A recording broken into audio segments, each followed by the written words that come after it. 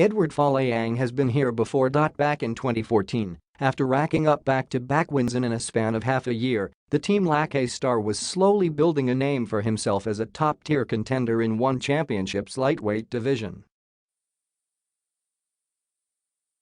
A third straight win would have possibly put him in the title picture. And then, he ran into Russian Timofey Nastyukhin. A sequence that will forever be burned in the minds of Filipino MMA fans. Nastyukhin dropped Folayang with a well-timed flying knee to the jaw and then finished it off with a crushing soccer kick, back when soccer kicks were allowed. While it wasn't Folayang's first stop-page loss, it was arguably his most violent to date. The Filipino MMA star lay motionless in front of a Filipino crowd at the Mall of Asia Arena. It took Folayang over a year before he made his return, a decision win over Tetsuya Yamada. That win would set Folayang on his path to the One Lightweight World Championship, one of the most celebrated stories in MMA in the past couple of years.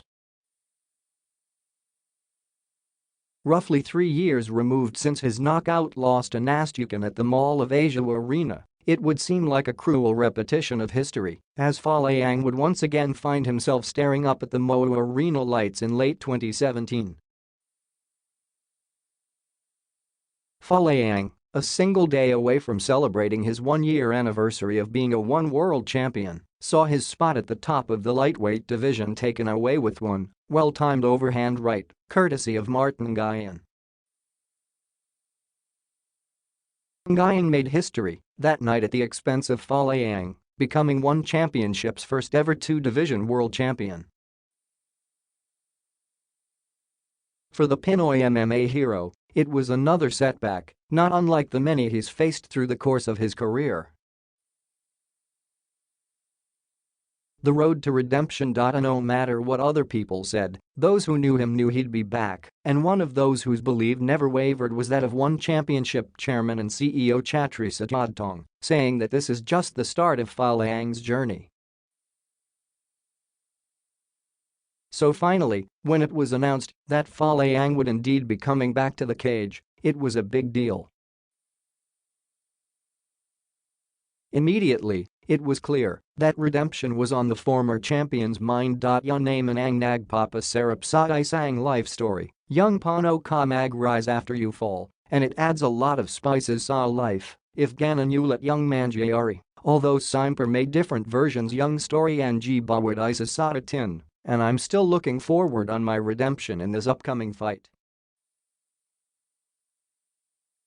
Folayang said. Folayang's return was set for May in one of the most stacked One cards of the year, and even with 3 world title bouts featuring the biggest One Championship stars also on the card, Filipino fight fans' eyes were on Folayang's highly anticipated return. Parallel experiences. With 25 professional bouts under his belt, Edward Folayang isn't new to the game by any means. From fighting in front of small crowds to main eventing a packed Singapore indoor stadium for the world title, Folayang has seen it all and done it all. That's why pre-fight jitters isn't expected to be an issue for a fighter the caliber and experience of the landslide.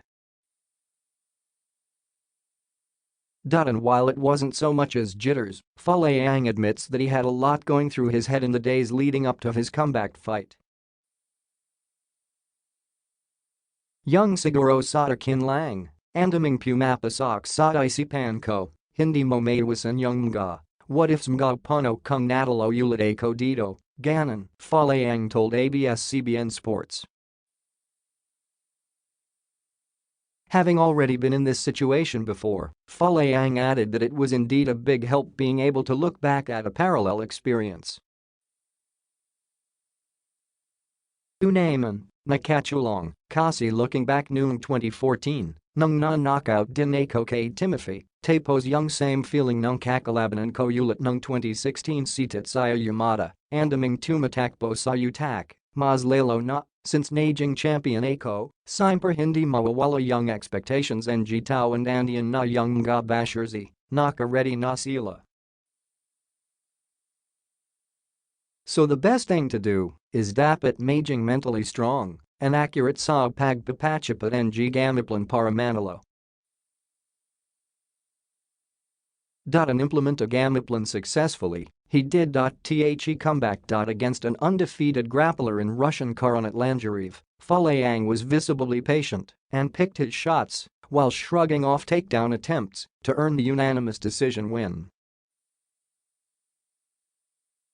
Yung isa sa mga nakita ko na parang naging cautious ako, siguro yung thinking na talagang parang masyadong worth yung game as much as possible talaga. Hindi mo na inayasap na maging fancy yung fight, mas nananag yung goal mo na manalo.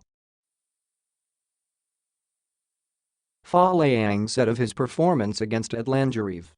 Siguro yung isa sa mga pinaka-reason kung bakit medyo naging conservative yung approach ko sa fight at saka napansin ko din, although gusto ko mag-all out, very passive yung kalaban hindi mo alam kung ano yung inayasap niya. Yun din yung isa sa mga naging reason.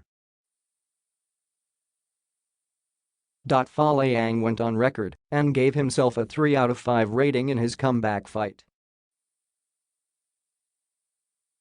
While ultimately he was happy with the result, the Baguio City native believes that he could have done way more, and that's what he intends to do in the future. Messiah, although sa akin I believe I can do much better. Simperngayan comeback fight kasi kaya andian palagi yung pressure. The more we learn a lot of lessons, the more na magiging maganda yung adjustment natin for the upcoming bouts na dating. Step 1 of the comeback was complete. Second shot at glory. And again, Edward Falayang finds himself on the comeback trail. The 34-year-old Team Laque star has successfully bounced back from a loss, but arguably more important now is what lies ahead. With the win, Falayang is on his way, if not already back in the title picture, and if you ask him, he'll be the first to tell you that he's ready to get back what was once his. Parang more na boost yung desire ulit para makabalik dun sa nawala sa atin, and hopefully this year, magkaroon ulit ng opportunity para makalaban for the title. Fueling the fire even more for Falayang is the fact that after seeing Ngayan's last 2 bouts of unanimous decision loss to one bantamweight world champion Bibiano Fernandes and a split decision win over Christian Lee, he feels he can perform better if given a second go-around. Especially after Panaran yung last 2 fights nung tumalo sa akin, parang nasasayangan ba. Feeling ko talaga, mas deserving na ako yung nakahawak, parang ganon yung pakiramdam ko.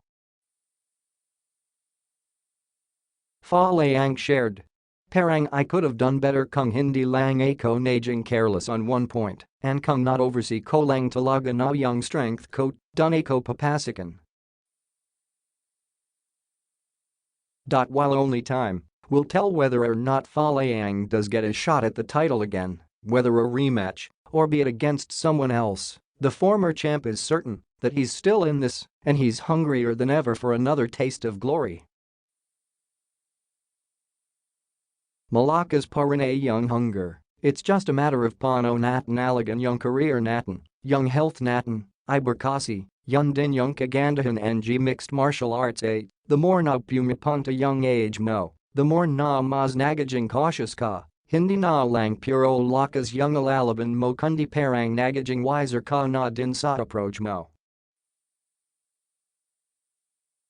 I think yung hunger ko andun paran, I'm still hungry. Falayang adds. When it's all said and done, Falayang won't be happy with just being at the top once and then crashing down after. For the Team Laque star, there are still chapters to be written as he begins what is hopefully another run towards the pinnacle of the sport.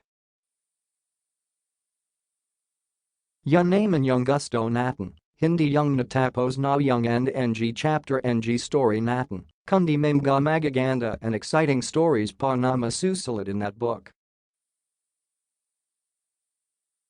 After all, multi-time world champion Edward Falayang has better ring to it, no?